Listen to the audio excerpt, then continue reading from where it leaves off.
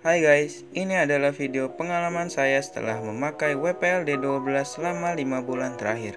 Dan saya akan beritahu apa saja kekurangan dan kelebihan yang saya rasakan selama 5 bulan terakhir. Tapi sebelumnya, bagi kalian yang belum pernah menonton video WPL D12 tentang build tips, trail run, dan video lainnya, kalian bisa menonton terlebih dahulu. Saya sudah siapkan link playlist tentang WPL D12 di kolom deskripsi. Oke, tanpa banyak basa-basi, langsung kita mulai aja. Let's do it.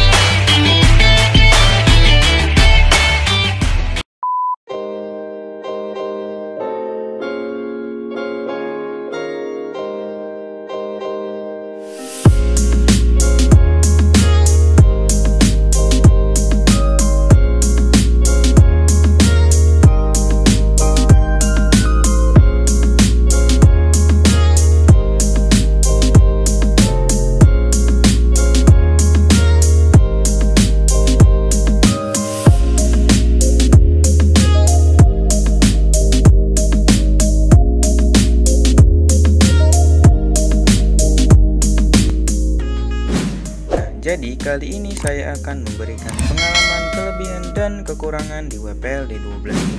Walaupun saya sudah pernah memberikan kekurangan dan kelebihan di video sebelumnya, tapi di video kali ini saya akan jelaskan lebih detail kekurangan dan kelebihannya. Oke, kita mulai dari kekurangan dari WPL D12 ini terlebih dahulu. Shaking servo. WPL D12 ini memiliki salah satu kekurangan, yaitu shaking servo. Namun shaking servo ini terjadi ketika kalian angkat ban depannya saja. Jikalau dijalankan dengan biasa, ini akan normal kembali. Dan shaking servo ini wajar terjadi mengingat gear servo WPL D12 yang masih berbahan plastik. Ban yang kosong. Nah, kekurangan yang kedua ini menjadi salah satu kekurangan yang bagi saya ini kekurangan yang termasuk berat. Mengapa demikian? Karena ban yang terlihat dari luar berisi, namun padahal tidak. Seperti saya yang lebih suka off-road, ini menjadi kekurangan yang sangat parah. Karena tanpa adanya aktivitas keluar angin dari dalam ban, jelas membuat traksi ban menjadi sangat jelek. Ya, sebenarnya juga WPL D12 ini masih menggunakan ban HT atau highway terrain, yang jelas bukan untuk digunakan di medan off-road. Rasio gear yang tinggi. Rasio gear yang digunakan WPL D12 ini termasuk rasio gear yang tinggi. Dan lagi-lagi ini kekurangan D12 untuk diajak off-road. Karena tingginya rasio gear yang dimiliki WPL D12 ini membuat saya jadi harus lebih pintar mengendarai WPL D12 ini di medan off-road. Dan harus lebih pintar mengambil momentum agar ditanjakan dapat tenaga yang pas. Karena karakteristik rasio gear yang tinggi lebih cocok untuk kebut-kebutan. Contohnya, drifting atau speed off-road yang jelas untuk kebut-kebutan. Servo yang responnya lambat.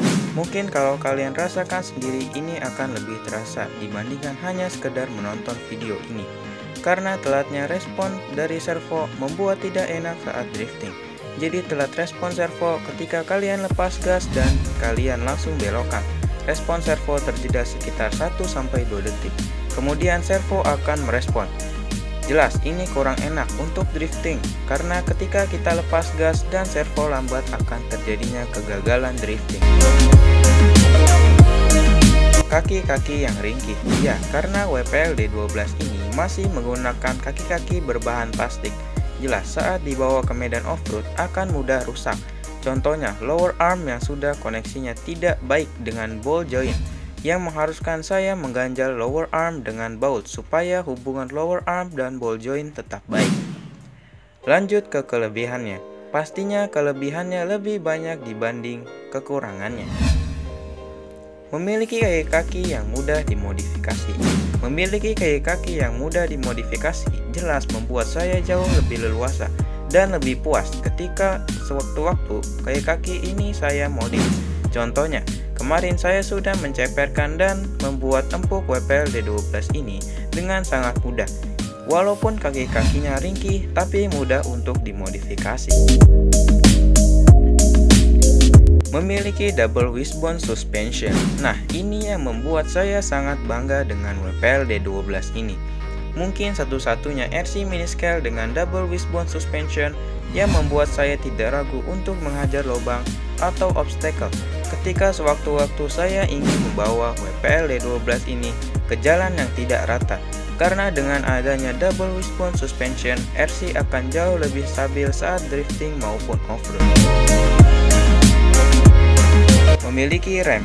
WPL D12 ini juga memiliki rem yang termasuk hal yang sangat penting untuk sebuah RC. Karena dengan adanya rem, di WPL D12 ini akan jauh lebih terasa aman jika sewaktu-waktu ingin ngebut. Kalau tidak ada rem bagaimana? Tetapi rem ini hanya berfungsi ketika kalian full throttle ke arah sebaliknya, yaitu throttle mundur setelah maju. Karena jika pelan-pelan, geser throttle-nya bukannya mengerem malah mundur. Saya sudah pernah mempraktekkan di video sebelumnya. Memiliki bodi yang sangat detail. WPL D12 ini dibuat mirip dengan Suzuki Carry. Bagi saya ini lebih mirip dengan Suzuki Carry dibandingkan dengan Daihatsu Hi-Jet. Kalian bisa lihat dari bentuk keseluruhan bodi di WPL D12 ini. Contohnya di spion WPL D12. Bahkan interior dari WPL D12 ini sangat detail dan sangat menyerupai aslinya. Memiliki dudukan baut untuk body kit. Nah, dudukan baut di WPL D12 ini juga yang sangat dibutuhkan. Jikalau sewaktu-waktu kalian butuhkan untuk memasang body kit, tidak perlu melubangi bodi untuk dudukan bautnya. Karena sudah tersedianya dudukan baut untuk body kit atau aksesoris lainnya. Dudukan lampu di setiap mika. Dudukan lampu di setiap mika ini juga sudah tersedia di WPL D12. Jika kalian ingin memodif atau memasang lampu realistik di WPL D12 ini, karena di setiap mika sudah tersedia dari sein di pilar, sein dan rem di lampu belakang, hingga headlamp dan sein depan. Yang jelas akan mempermudah kalian untuk memasang lampu realistik atau lampu tambahan lainnya. Memiliki bearing di bagian ban depan. Jelas, ini sangat penting jika kalian ingin membuat RC WPL D12 ini menjadi RC drift yang proper, yang pasti akan membuat kinerja gearbox dan penggerak menjadi lebih ringan, karena sudah tersedianya bearing di bagian depan, kiri, dan kanan.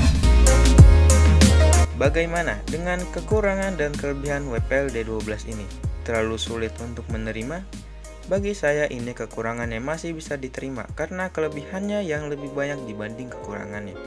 Oke, lanjut pengalaman setelah saya pakai 5 bulan terakhir. Nah, pertama saya ingin menjelaskan bahwasannya WPL D12 ini memiliki karakteristik ke arah RC untuk speed atau drift, bukan untuk off-road, mengingat ground clearance, tenaga, dan rasio gear yang tidak memungkinkan untuk dibawa ke medan off-road. Jadi WPL D12 ini lebih cocok kalian jadikan RC speed atau RC drift saja. Nah, apa saja kendala yang saya alami setelah saya pakai 5 bulan terakhir? Kendala yang paling saya rasakan adalah lower arm yang terputus dengan ball joint. Ini sangat disayangkan, karena mengingat WPL D12 ini yang memiliki double wishbone suspension, yang sebenarnya karakteristiknya double wishbone adalah kuat dan kokoh. Namun saya juga tidak bisa berharap banyak, mengingat WPL D12 ini bukan untuk di medan off-road. Dan bagi saya WPL D12 ini jauh lebih cocok dipakai untuk drifting atau speed. Bagi kalian yang suka drift atau speed, silahkan kalian bisa memiliki WPL D12 ini dengan kekurangan dan kelebihan yang sudah saya sebutkan tadi. Tetapi untuk kalian yang suka off-road, saya sangat tidak merekomendasikan untuk off-road, mengingat karakteristik WPL D12 ini yang jauh lebih cocok dibuat drifting atau speed. So, bagi kalian pecinta off-road, lebih baik RC yang lain saja, karena RC WPL D12 ini tidak cocok untuk dijadikan RC off-road. So, mungkin itu saja pengalaman saya memakai WPL D12 ini selama 5 bulan terakhir. Dan kekurangan serta kelebihan itu saja yang saya rasakan di WPL D12 ini. See you next time, bye bye.